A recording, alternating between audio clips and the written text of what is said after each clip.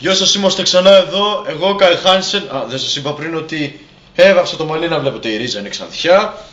Όλοι ξέρουν ότι είμαι ξανθός. Αυτό το τραγούδι είναι ξανά αφιερωμένο σε εσάς Έλληνες, όπου θα πάρω τα αρχίδια μου για να δώσουμε συναυλία στην Ελλάδα.